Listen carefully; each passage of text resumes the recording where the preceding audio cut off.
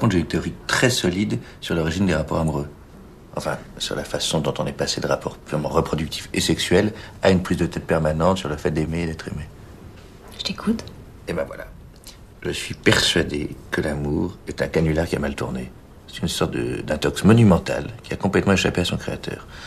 Alors, je sais pas quand ça a commencé, mais je situe quand même ça entre fin 11e et début 12e siècle, en plein Moyen-Âge.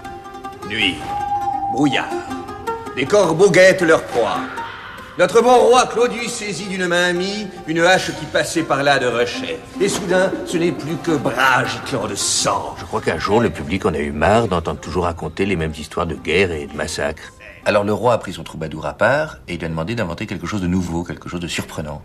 Le pauvre type s'est creusé la tête pendant des semaines, il a inventé des histoires de sorcières, de monstres, de demi-dieux, de fées. Et à chaque fois, le roi répondait la même chose. Non.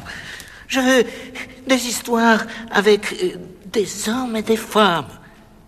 Des gens normaux auxquels il arrive des choses extraordinaires. Des gens normaux? Alors le troubadour a fini par faire ce que font tous les auteurs en panne d'inspiration. Il a improvisé. Il s'est mis à raconter des histoires délirantes où il était question d'une maladie étrange et mystérieuse qui transformait le comportement des gens. Et ce phénomène, il l'a appelé l'amour. À l'heure où blanchit la campagne, il la vit.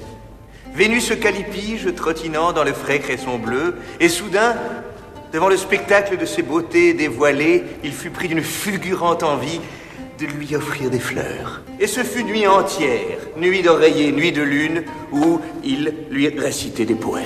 Oui, mon bon roi, des poèmes. À chaque fois, ces histoires plongeaient la cour tout entière dans une profonde perplexité. Songe de vous faire, mon roi. Des poèmes.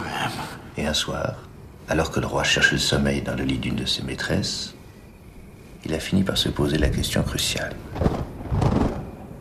Et si c'était vrai? Petit à petit, tout le monde s'est mis à croire aux histoires d'amour, puis à se persuader qu'il pouvait en vivre aussi. Et voilà comment on en est arrivé là où nous en sommes.